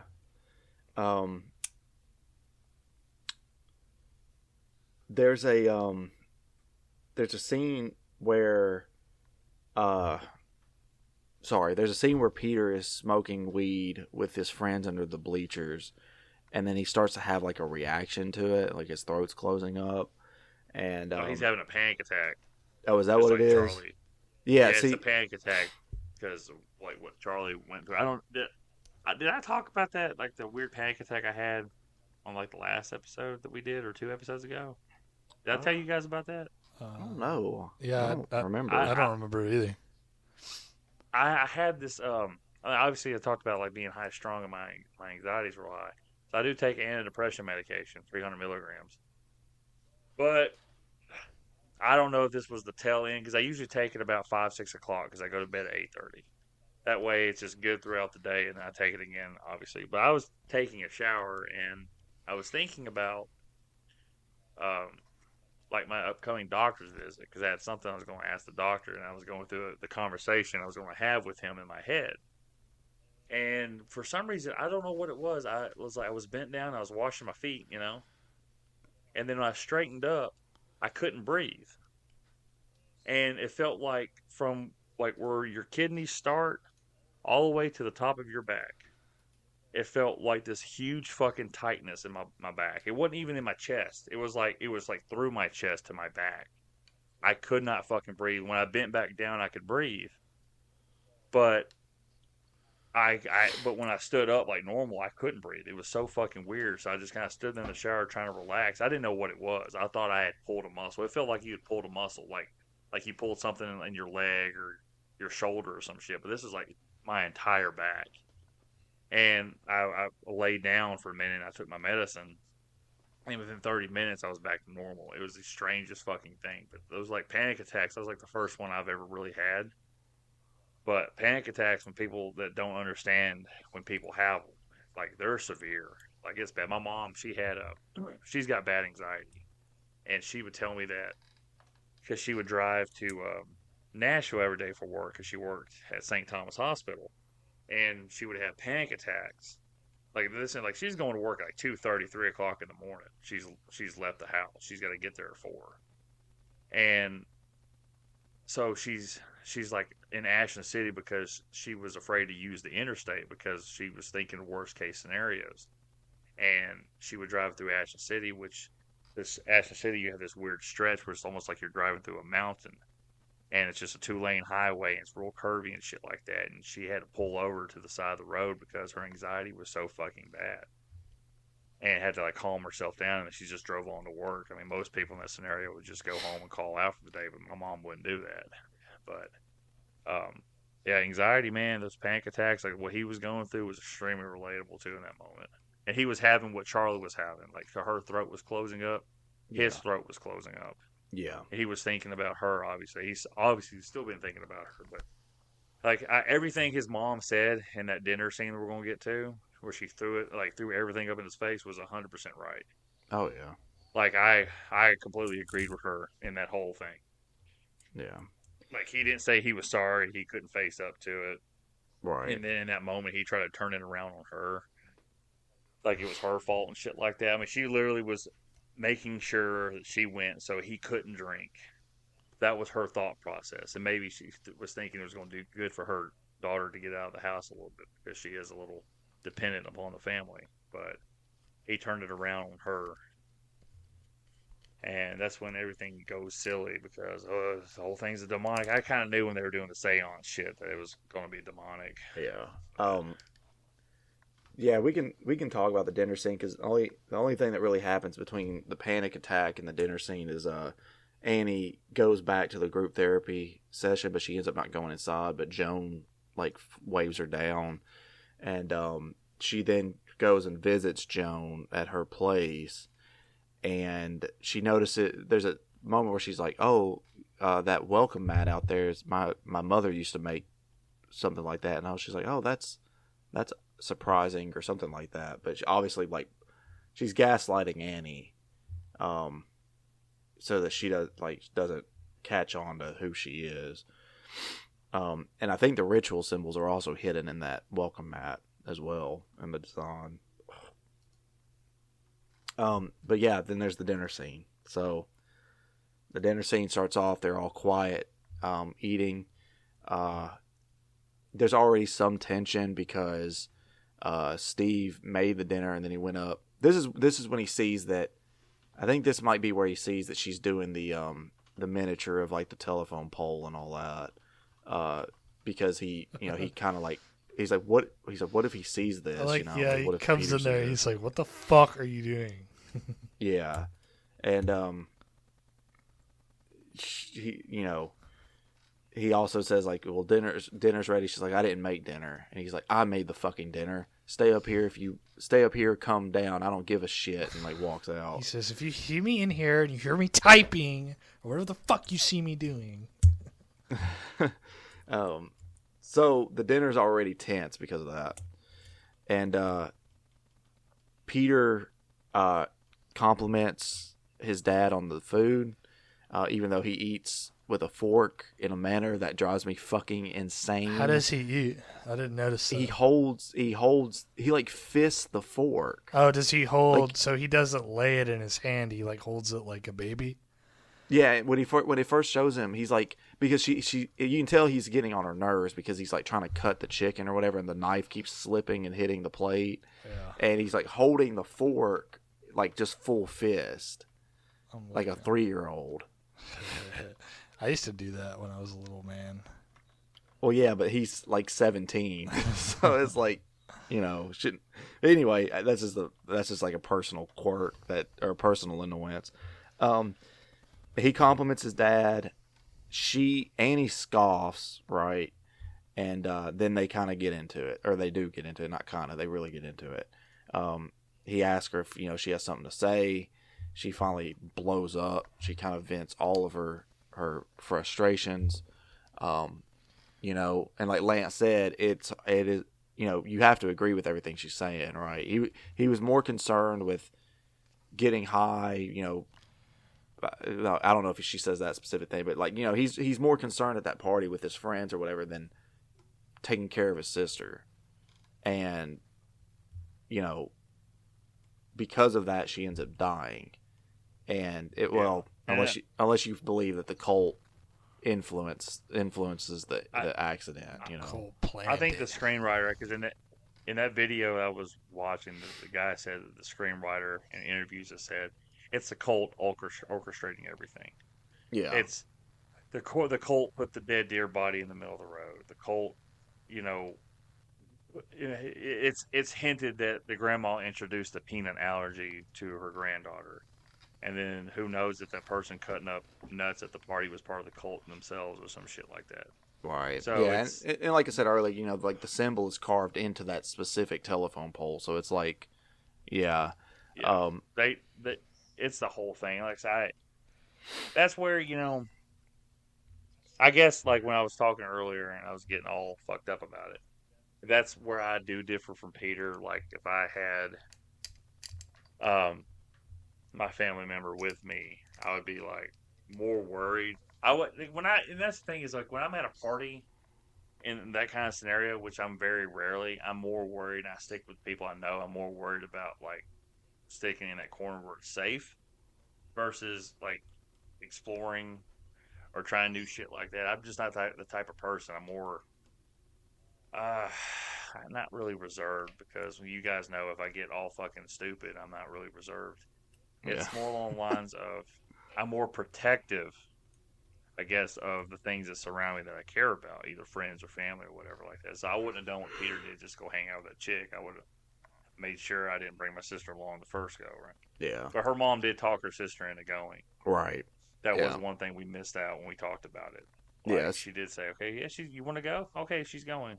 Oh, no, I mentioned that because I said, like, you know, she tells Peter that, yeah, she's like, Peter's like, well, was she asked or something like that, implying that Peter's going to ask her, and then, you know, Annie like basically makes her go. But yeah, the cult did orchestrate everything, but from the family's point of view anyway, they don't know that, so they're obviously like, yeah, you know, they're oblivious to it, right? And they're like, you know, it's your fault, whatever. This dinner scene though, I mean, Toni Collette is like great throughout this whole movie, but this is like one of like the highlights of the film for her, for her acting in it. So, just the facial expressions too. It's, you know, we did Pearl a while back, and I talked about how much I liked the scene, you know, her big monologue or whatever. Which scene? The scene in Pearl. Movie? I'm sorry. Pearl. Oh, Pearl. Okay. Where, like, you know, her friend or whatever is over at the house, and like she goes on this big monologue, and, you know, eventually like she gets emotional, but it's like a comparable scene, but Toni Collette's like performance here is incredible. The way her facial expressions and everything just like magnify everything she's saying, you know, as opposed to like something like Pearl where Mia Goth is, you know, she's a good actor, but she doesn't really have the facial expressions to like go like push it to that next level in the same way. Yeah, Toni. I mean, I don't watch a lot of movies unless I get a chance. Like, I'm not gonna go out of my way to go to the theater to watch, but I feel like she should get more opportunities in bigger movies because she is a hell of an actress. Like, we talked about this scene where she had this blow up, but later on when her husband gets set on fire, she's screaming in horror, and then in an instance, she goes completely blank like she's smiling. Yeah. And I don't know if that's two takes merged together or she was able to do that in one thing. Kind of like that guy, oh Lord, the guy who played young Xavier in the X-Men movies, who plays in Split. Yeah, James McAvoy. James McAvoy. He is an incredible actor. Like, he needs to, like, the way he's able to play a psychopath, but then he also can play somebody charming. Yeah. Is pretty fucking good. And I found out that in Split, for him, it was supposed to be a Joaquin Phoenix movie, and then Joaquin Phoenix backed out 2 weeks before production, so he only had 2 weeks to prepare when he got offered the role to do what he did in Split, and he was fucking fantastic in that movie. Yeah, and I think Tony's fucking phenomenal in this movie. That's the one bright, awesome spot about this movie is her acting. Right. Yeah, I agree. It's like we're living in her fucking world, you know. Yeah. Versus like how everybody. I'm not. This isn't like I think everybody else in this movie well acts, except for the kind of like everybody's got to be naked and smiling thing. And I'd feel bad for those extras. But I think just Toni just fucking like I don't know how you can like hit a grand slam and one bat at pitch, but she fucking did that like by herself. She's on all three bases, and she hits a home fucking run, one hit. Like that's what the equivalent of this is. She's awesome in this fucking movie. I completely agree. So yeah, after the dinner scene, unless y'all want anything else to say about the dinner scene, we'll proceed. No, that chicken looked kind of weird, like weirdly shaped what they were eating. It looked. I know think they said they were eating chicken, but it looked like they were eating some kind of like tropical fruit, I think it was more like just you'd because get off somebody from like Jamaica. I think it was just I think they were probably eating like chicken quarters, right? So it like the one that Peter was eating looked like it was probably a breast and a wing, like still attached to each other. Oh, So okay. That's yeah, so weird. it gave it like a weird shape. And the one thing about the guy named Peter, I don't know like, who plays this cat. Peter. Who plays Peter again? His name is Alex Wolff. Okay, so Alex did a wonderful job as Peter, playing like someone in shock and the trauma and stuff like that. On a lighthearted note, and this is kind of me just, I guess, trying to lighten up this episode a little bit since I've been a Debbie Downer. That mole on his face bothers It's got a mind of its own. Dude, like, did anyone think about Austin Powers 3 when he's like, yeah, I was just thinking that. Mole. Oh. He's like, Abu. Abu. And it's right fucking there on his mouth, and it's like, that thing looks like it's going to talk to you. Like if somebody had a fixation about an alternate personality. You know, it's like that. There's they don't know if the person's real or not, but the person who supposedly had another face on the back of his head that talked him into committing suicide as like a conjoined twin that wasn't fully developed. Yeah. That's what this mole looks like. It looks like it's just going to start talking mean, nasty shit to him. It's like, you're fucking ugly. You're stupid. He looks like he's adopted in this movie. They couldn't have. Yeah. I don't know how, like, someone, like, he needs to ask his mom. She was like, I didn't want to be your mother. And it's like, well, who was my dad? I don't know if you are anyway. Am I adopted? He doesn't look like anybody in the family. Like, you can kind of pass off as, Charlie belongs to them. Yeah. And just say grandma had red hair when she was younger. She was a firecracker, and now she's platinum blonde like Ric Flair when she passes away. So, after the dinner scene, Annie goes to the art store to get supplies, and she runs into, well, wouldn't you know it, it's Joan again. And Is it Joan or Joanne? Joan. Okay. Because like her welcome mat says Joni on it. Joni. Okay, for some reason I thought it was like Joanne. It was like Joanne. Yeah. But I wasn't paying attention because later on you do see, like, for some reason Grandma made everybody a welcome mat with their names on it. Yeah. So she's got like the one for Annie, one for Steve, the other one for Peter. It's like, what the fuck? Like, why's they got these like ugly ass floor mats? Like one of them's like green with gold, and it's like some shit you see in Ireland. So yeah, she runs into her at the store. She tells her about the seance that allowed her to like talk to her grandson. Yeah, go back to her place, and she performs the seance, and it's like, oh, I talked to my son and all this stuff.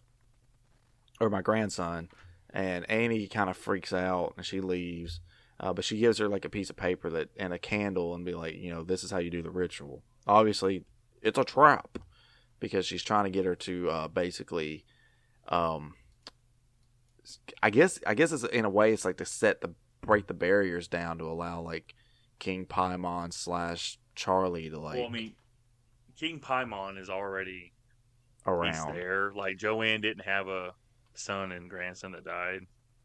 He's like the one doing the ritual or whatever, right? Yeah, he's the one that like farts in her face when she gets that wind blowing her hair.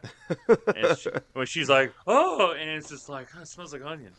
And it's it's King Piccolo that does that. So I think the whole thing was just a setup to get King Paimon back into the house, because as soon as she does the seance the first time, she's allowed him into the house. Right. So, but we don't know that yet. I was thinking, again, I guess logically from all the horror movies I've seen over the years, that this wasn't going to be Charlie's spirit that came into it. It was going to be a demonic spirit acting like Charlie, or presenting itself like Charlie, instead of, oh, King Paimon was Charlie from the word go. Which, I fucking hate that explanation at the end of this. But that's what they go with. And it's like, Did we talk about? I like it when the main character lady stops the seance and like the old lady is like, why? Oh yeah. She's like, can we please take a break? She's almost like offended. Yeah, she's like, why? She has the same response and is like, boy, this food sure is good. I think I'll take the rest home. Why? You don't like it? The way I read that, because it's like you said, it's King Paimon there is the one like basically helping trick Annie, is being a member of the cult, that Joan is just like so like enthralled with the fact that this is even happening or that's going on or whatever, that when she's a second in command. Louis isn't Louis, he's her little son is King. Oh, okay. Yeah, because later on when she goes to knock on Joanne's door, like you don't see in there, and that's kind of a weird apartment to have like a door with that big of a fucking window in it. Yeah, it almost feels like it's too homey for a regular apartment, because that's like the type of door you'd have at your house versus what it's assisted living. Like you would have an apartment, because I don't even have a fucking peephole in my apartment door. I can tell you right These now. are Utah. So, these are Mormons. They make them that good ass Mormon assisted living. Oh, okay. But when you see that weird triangle on the table with the picture of Peter in the middle and the candles, and it's like, okay, this whole thing is based on like that shit wasn't real. Yeah. And then you see that weird shit when she's like, I cast you out, Peter, and Peter just keeps looking around like, she's like, does anybody else see this? Standing like, you guys don't see her yelling at me? Standing in the middle of the road, Beelzebub. And I didn't understand it. If I didn't read it, I understood it like now in real time, because I was reading on Wikipedia that she's trying to cast out Peter's spirit so King Paimon can take over this. Yeah, right. The body. Why didn't she just? And it's like, what the fuck? Why didn't she just fucking shoot him in the head right there? Well, you can't kill. Well, I don't think the body would be usable at that point. Well, he broke his legs and shit falling down anyway. Well, I think. No, he kind of went face It'd be first. funny if Paimon went into like the body. He's like, "Why'd you guys have to fuck this body up so much? What the hell?" Made him like break his nose and shit. It's like when see, talking about that scene where he like smashes his face into the desk. I interpreted that as King Paimon like fighting him then to try and like force him out. Because she had showed up, like we said, like y'all were pointing out, to try and cast Peter out of his own body. That I think that was King Paimon like trying to like, okay, I might be able to like get him out of here, but obviously it didn't work. Yeah, I think. Well, the whole time is when you read it, he's supposed to, like, when they talk about it, he wants to take over a weakened host. I guess that's why they wanted to put him into a new born child's body. Yeah, because there's nothing weaker than that depends upon you. So they're breaking down everybody's barriers in this family so he can infect this family, because he possesses the mom after Charlie dies. Yeah, and then that's the mom cuts her head off. You see that thing after he goes, swanton bomb out the window, Jeff Hardy style. And you see that little thing after you hear the head get cut off completely of the mom. You hear the thump hitting the floor. You see this little white thing that looks like tree pollen floating in the air and lands on his back, and that's when he wakes up. And at that point, he's King Paimon. Yeah. See, and I don't think that he dies when he jumps out the window. I think that, like you're saying, the body needs to be a weakened body, right? So it could just be a weakened emotionally. Oh well, I mean, it's whether like he jumping out the window. I would say that's probably a weak emotional state, because then you're trying to like, I don't know what you're trying to do, jumping out of the attic window, kill yourself. I don't know that one old lady that gives them away when they're naked, like in the attic. She had fuck me eyes. There was difference between like, okay, they all want to be part of this cult and sacrifice you, but she wants to have sex with you first, and that's when he ran out. Okay. So, no, I'm just kidding about that part. So yeah, we get to the part where she has the dream with the ants in it. Then there's the first classroom incident where Peter is sitting at his desk. The dream with the ants. So, hey, remember the dream with the ants? She goes into the bedroom and it's covering Peter's face. And then Peter wakes up because she's having a dream. And as they're discussing back and forth, they're both getting soaking wet, and that's supposed to be the paint thinner. And then he's having, it goes from her dream to his nightmare of his mom setting them both on fire. Right, yeah, That's you're when right. he wakes up. I knew there was a reason why I put that note down. I just put down Ant Dream. I was like, I can't remember what, but yeah, you're right. It's the paint thinner thing. Yeah. So there's the classroom incident, the first one, where he sees like the reflection like smiling back at him or whatever, and he jumps up and is like, I gotta go to the bathroom, and leaves. What if the teacher was like, he goes, I gotta go to the bathroom. He goes, I get it. Then we get the scene where Annie gets another call from the art dealer about like, hey, you know, if we need to postpone the show, that's fine, whatever. But really, we'd like you to get this done. And then she destroys like almost all the miniatures in the room. The only exceptions that I noticed being the telephone pole miniature, and there's a miniature of their house, and Peter shows Peter's miniature in the bed without a head. Sorry. And then we get the dream that Peter has of Charlie in his room, and you know, her head falling off and like the ball rolling across the floor, and then you know, he dreams that his head, like his mom is reaching from behind the bed trying to pull his head off, giving him the old reach around. But not the kind you want. And you know, he wakes up, his mom is in the room, and she's waking him up to take him downstairs to do the seance or whatever to get, you know, to bring Charlie back or to talk to Charlie. But that's kind of the incident that sets everything into motion fully, as far as like, I don't know, King Paimon or Charlie or whoever being in the house. Annie eventually realizes like the spirit that she's called to the house is connected to the book, the sketchbook of Charlie's.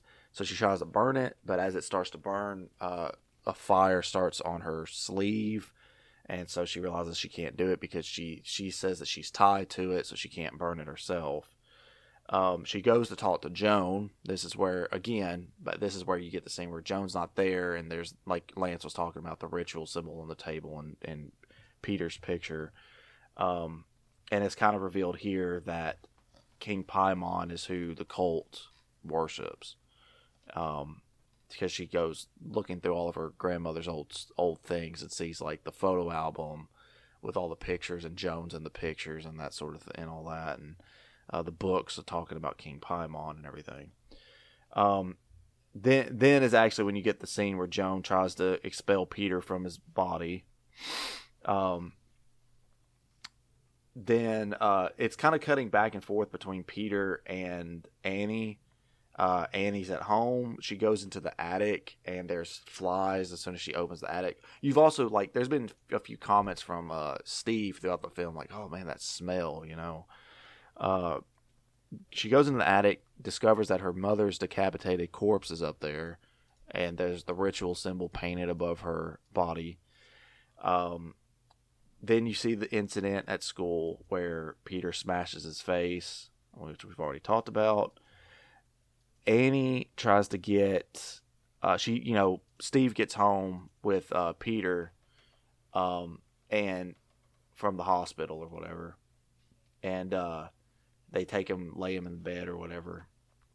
I know I'm saying whatever a lot. Sorry.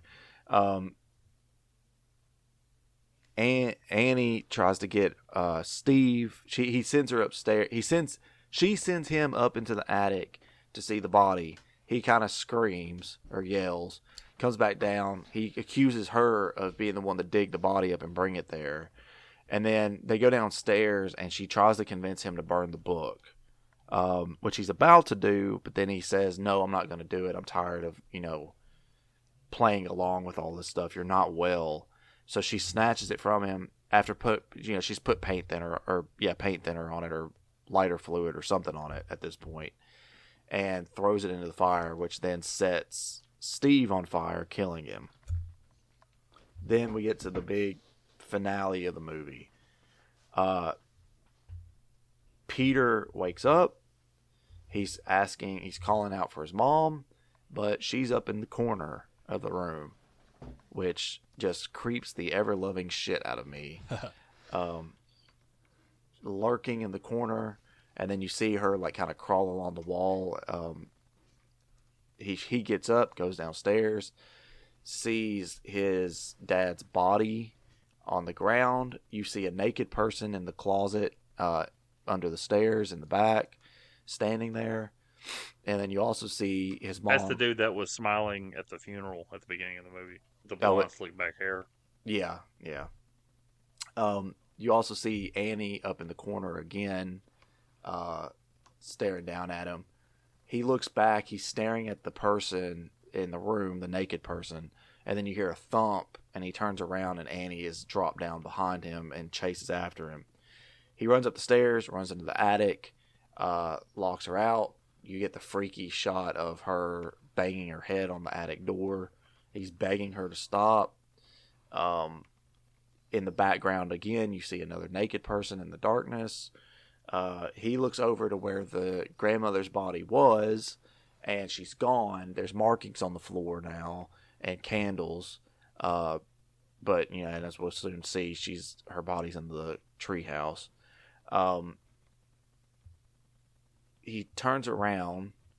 Do you see the naked people first, or does he see his mom? He sees his mom cutting her own head off, floating in the air, cutting her own head off, and then he hears like a little tingle, and then he sees the three naked people, and they give him a little wave and a smile and a kiss. Yeah, and then he runs and jumps out the window. He says, "To the window." There's a nice touch here. There's a nice little touch here where after he drops down, or he hits the ground, you can still hear the noise of like Annie like sawing her own head off, and then you hear like the thump from like the body and stuff falling on the ground, or at least the head falling to the ground. You see the shadow of the body floating away over him, and then you see the light that Lance talked about going down to his body, which is Charlie, / King Paimon. King Pimento.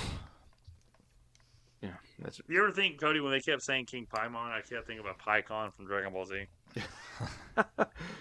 That character that was around for like 4 episodes. Yeah, the one that's like the Namekian with the Frieza ears and the weird black scales on his head. Yeah, he's all quiet. Yeah, when I was a kid, I was like, is he Namekian or not? Because he looks similar, but he's not. He's got like a weird. He's got pufferfish lips, like kind of like weird black scales on the back of his head, but he's green like Piccolo, and he's quiet like Piccolo. But they changed his personality in the Janemba movie. He's like all loud and boastful and shit like that. Oh, see, I've never seen the Janemba movie.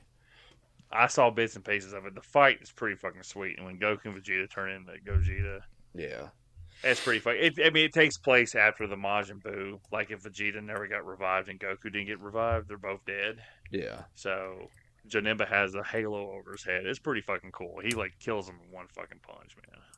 That's one punch, man. So yeah. Little on the nose. Peter gets up. And there's more naked people off in the yard, and you unfortunately see the dog's dead body as Peter or Charlie. I'm just gonna say Charlie. Charlie walks to the treehouse. It's King Paimon, but it's also Charlie. It's Charlie. Chuck. Because Charlie is King Paimon, like so. Right. I mean that's the way I interpret it. Because even when like Peter sits up, does like the click thing. Not the click like, too sweet click like WWE, but the clicking with the mouth. Yeah. Yeah. I hate that part of the story. Yeah. Like, but I think that part's over contrived. Like this movie requires you to do research to get it, and that's probably another reason why I got a poor audience score, because you don't have to like be on the nose with everything. You got to give them like something like The Thing. How that movie has enough questions to make you go, man, what happened at the ending? But it solves itself, you know what I'm saying? And this movie has so many questions about the cult and how does that make sense? You go back and watch Charlie. Like, Charlie doesn't, if she's not King Pion, she's not really a real person. And the emotional impact of that, her death, is completely just fucking gone at that point. So, like, there's no human aspect to, like, really connect to at that point. If she's actually just King Pion in the flesh, like, she never had a soul. And that explains why she's fucking weird and shit like that, instead of just somebody with special needs that needs extra care. See, that's what dug its heels into me. And then when I read that up on Wikipedia, that's how they explained it. That King Pion was just in Charlie's body the entire time, so you don't even know Charlie actually had a soul. It's like, well, that just cheapens everything. It is absolutely just too contrived as an idea.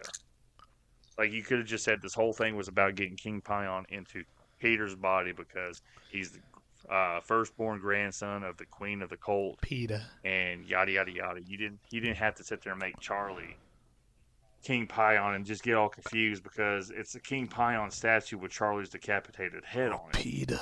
Yeah. Oh, Peter. So, that don't make any sense to me. Well, they needed something to be supernatural, I guess, to have the supernatural stuff. And I guess it was either this or ghosts. Or I don't know. Yeah, I don't interpret it as Charlie isn't an actual person. I interpret it as they've basically paired Charlie with King Paimon, and that because Charlie doesn't act like if Charlie was King Paimon the entire time, right, or solely King Paimon, you would think that Charlie would be different. Like she wouldn't act like a kid. I mean, and she does. Yeah, I mean they have that a lot where like in fiction, and I mean I guess you could kind of say it.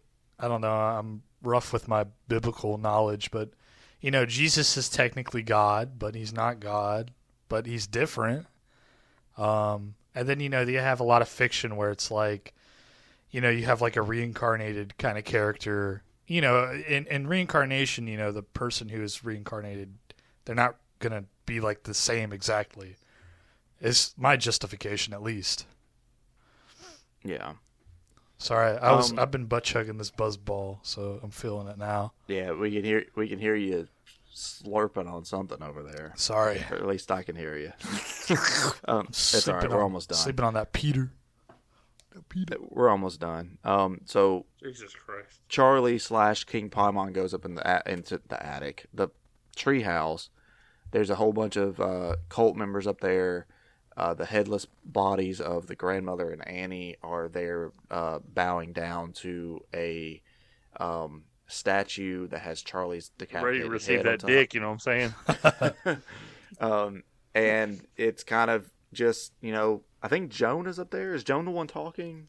Saying, yeah, she's the one talking. Saying like shower us with riches and we'll have, help it be so that people serve us so that we can serve you or something like Shower us with bitches. And that's how the movie ends. And what a beautiful ending. So, but we'll wrap this up because we've been going for almost 2 hours. We kind of did the things backwards a little bit. We did talk about recommendations in the beginning. Owen said he would. Lance said he would. I recommend the movie. Like I said, it's one of the best horror movies I think ever been made. And I don't share that opinion. What's the best, Lance? It's a well-made movie. So which one's the best for you? I mean, I wouldn't even say it's. I wouldn't even say it's the best. I just think it's one of. Oh no, I mean best. this is from a this is a personal thing. I'm not making. This isn't like when me and Cody will sit there and say, "Who do you think is the greatest band of all time?" Cody will sit there and say Queen, and I can't sit through one Queen song without going, "Jesus, it's fucking stupid." I wouldn't say Queen. Maybe the best. You told me band. Queen. Best. You told me Queen. We had a conversation. Best Caribbean 80s band is Queen. What about? Well, you would have people that sit there and say Queen's like the greatest band of all time. But I'm just saying, like from a personal, like a horror movie that's It's got enough gore in it. It's got enough mystery in it. It doesn't have too much mystery in it where you're just questioning everything till you get to the ending. For me, like the perfect horror movie that I like to show people that gets them every fucking time is The Thing and Psycho 2. Because if you have any knowledge of Psycho, Psycho 2 throws it on its head and it turns into a whodunit, and it's great acting in that movie. The Thing is fucking awesome. It leaves you with a cliffhanger ending, but it gives you enough explanation where you're not questioning everything when you watch it. If you have your audience walk out confused after watching your movie, which is I feel like is a big thing why this movie has a terrible audience score, it has too many questions and it doesn't make enough sense. And, you know, this isn't Star Wars where you have an expanded universe, you can go read up shit. You gotta go read up. If the writer has to do interviews explaining, oh yeah, this is what happens in the ending, in a, like, here's multiple steps to explaining what happens in the ending, you've done a little too much. There's one question in The Dark Knight Rises that Christopher Nolan gets asked. Is the ending a dream? Because every other ending in all of his movies are dreams. That's the only question gets asked. Yeah. And then in The Thing, you have the question: is Childs an alien? Is McCready an alien? It's the only two that's left. Is my penis an alien? It looks like one. Exactly. But for me, that's like the perfect horror movie, because I mean, other than the animals dying in The Thing, which I don't like. That scene messed me up the first couple times, but then I just sit there and go, okay, it's stop motion, it's fine. But this movie, I wouldn't say this. A lot of people think The Shining is one of the greatest movies of all time, and I don't share that opinion either because of the backstory. Yeah, like I think it's a piece of shit and it's bloated, and I would rather watch Friday the 13th over The Shining. And that movie's not very good, and I told you the cinematography, and when we did that episode, the original one, is all shaky because I just don't think somebody knew how to handle the camera. But yeah, I would recommend it from a good acting standpoint, but also there is a viewer discretion because there are like a lot of traumatic shit in this movie that can affect people the wrong way and leave you with a bad taste. I think the best horror movie is probably Scary Movie 3, and the rest of them suck. Well, dude, look, Leslie Nielsen as the president in that movie is fucking incredible because there's lines. I mean, obviously we quote the line where it's not funny because it happens in real life. It's just funny in this movie. When the Catholic priest comes over to babysit Cody, and she goes, he has a little rash on his backside, and he goes, mm-mm. Like he's all excited, and he can barely breathe. And then she leaves, he goes, Cody. Like he's looking for him. And we do that when we get on the phone call with Cody all the time. But, you know, like the president's assistant goes, sir, I think you need to get on the TV and tell everybody there's no such thing as UFOs. He goes, don't spell in front of me, damn it. So I like this. My mom went to the scene where it's Brenda's funeral after the ring girl kills her, and then she's like, oh, she looks so peaceful, and she's got her face all twisted and stuff. How about the little brother, Charlie Sheen's little brother? He goes, when are you gonna like induce it? Because I have a dream. What is that? To have a dream. and then Owen is so funny that Owen picked up on it after we had watched Signs, and he talked about it like a couple months later because he watched Scary Movie 3 when he's having that scene where Mel Gibson's walking through the accident scene, and it's Charlie Sheen, and you see the guy who plays the director, M. Night Shyamalan. He plays the guy that killed his wife. Well, you have a guy that looks like M. Night Shyamalan. He goes, hey, I'm going to need a ride home. I'm going to need a ride home. That shit was so fucking funny. Oh, Lord. All right. I know the Wayne brothers hate Scary Movie 3 and 4 that they made because it wasn't theirs. I like them better than the Wayne brothers bullshit. That's just me. Because it has Leslie Nielsen. The only funny part I can remember is, and it's not even, I think modern people wouldn't like it, is the part where where the guy gets the long dick and wraps it around the clown's neck and then drags him into the bed. He's like, oh, Gucci. He's like, wait. And the clown's like, no!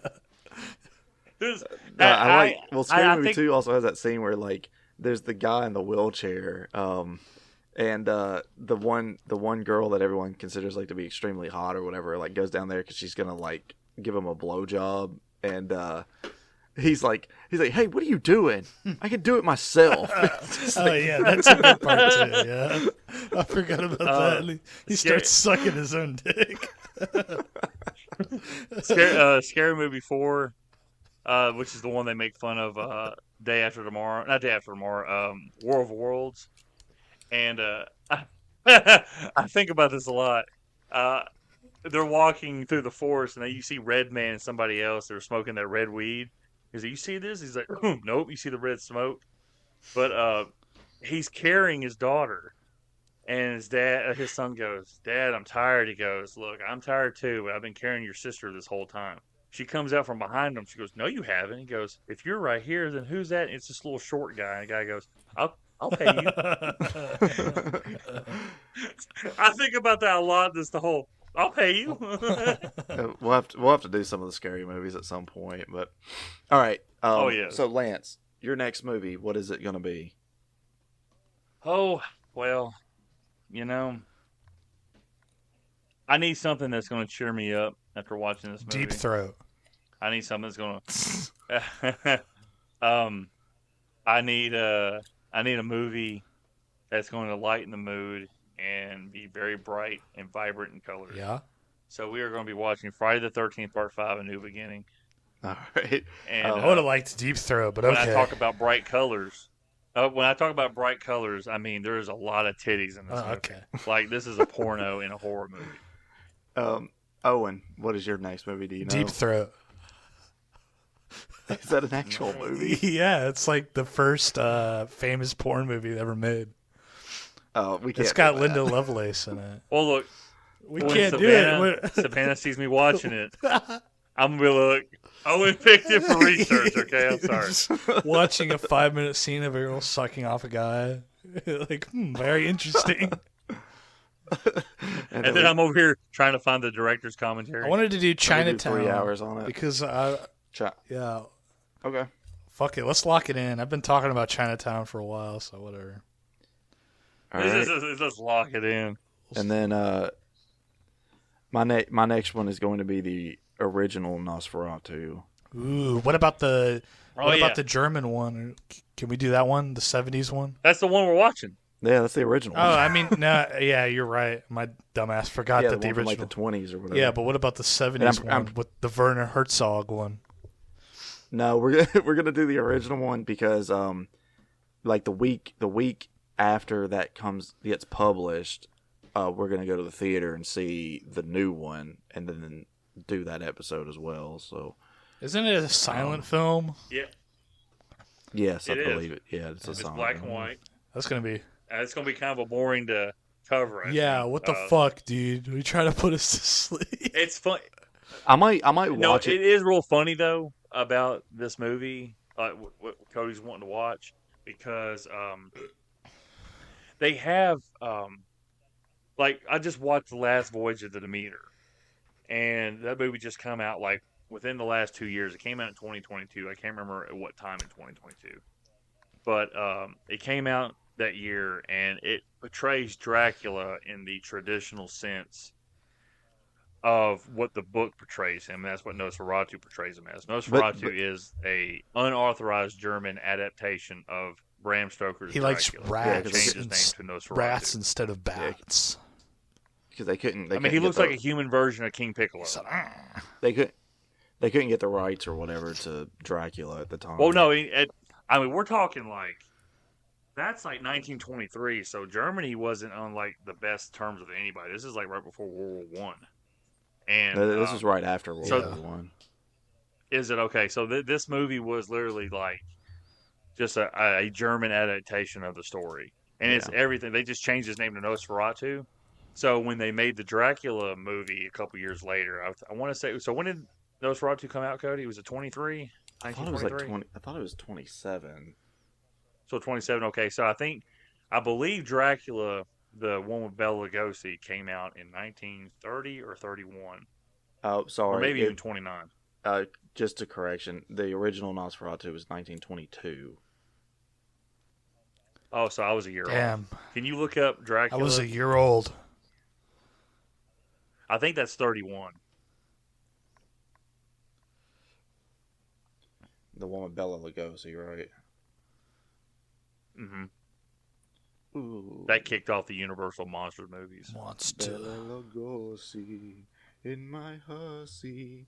He's got pussy. 1931. Okay, so that was 8 years later. That was the but Depression, that was dude. an official adaptation, and they got what do you call it? So that's where Dracula's portrayed as a handsome gentleman with black slick back hair, and that became the traditional view of him, even though in the original book is accurately portrayed by Nosferatu, and that's what the Last Voyage of Demeter. He looks like Nosferatu. He looks more creature-like. The Last Voyage of the Demeter, though, is only about the Demeter part of the movie, right? The boat ride across. Well, there is a part of it at the ending, because obviously it's the Last Voyage of Demeter, so no one survives the boat. Yeah. There is a part where you hear they do this thing. You see it in the trailer that like the knock on the boat. You knock twice to make sure everything's okay, and you can hear it throughout the boat. And this one patron who's like really paying attention. I ain't gonna ruin anything, but he hears a knock, 2 knocks, and then you see it zoomed in. You see Nosferatu looking all fucked up as he is, wearing a trench coat and a top hat. And so it's pretty cool. Like I said, I liked the movie. I thought it was real good. Unfortunately, I don't think it got good. It didn't get enough publicity, and they had just done that Renfield movie earlier that year, so that kind of that Renfield movie like, sucks. Yeah, it was goofy as shit. Is it not funny at all? Not it's really. not funny, no. It's really It's like bad, what Twitter users think is funny. Is it worse than Morbius? I don't know. Yeah. Yeah, I think so. Is it worse than Joker 2? Fleur du Roi? I like the I part haven't where seen Joker gets fucked in the ass. I haven't seen Yeah, that does happen. Why does he get fucked in the ass? Who asked for that? Because it's a musical. He said, la la la la la la Hey Owen, it's a direct symbol. It's directly symbolizing what's happening to the audience as we're watching the movie. Getting fucked in the ass. audience is also getting fucked in the ass. That's funny. This is what happens when you fuck a stranger in the ass. What happens Owen. when you fuck a Joker in the ass? All right, let's. Quick question. Let's wrap it. Isn't the Nosferatu the 20s? That's like a German expressionism film, right? Like that's important to that genre, right? Yeah. Yeah. Okay. Yeah. I think it's one of the few things pre-Nazi that survived, because it was lost forever. And I think from an artifact standpoint, it's one of the few things pre-Nazi Germany that made it, that was able to survive, that was be able to preserve. Because they weren't ruled by the Nazis yet. So after that, like a lot of shit got burned, a lot of history got destroyed and shit. So yeah, we'll talk about that on that episode though. Let's wrap it up. Yep. Thanks for listening, everyone. Tune in next time. Same Dragon Ball Z. Same bat channel. Same bat time. No. Hold on, Cody. I just watched a clip on Twitter that reminded me of 26 years ago. The Ultimate Warrior in WCW. He would say, "Same Warrior channel, same Warrior time." So everyone, don't forget to like and subscribe. Look for the podcast on Spotify, YouTube. Subscribe to us, like it, leave a comment, do something, give us interaction. We want to hear something, and as always, finish him. Dun, dun, dun, dun, dun, dun, dun, dun, dun, dun, dun, dun, dun, dun, dun, dun.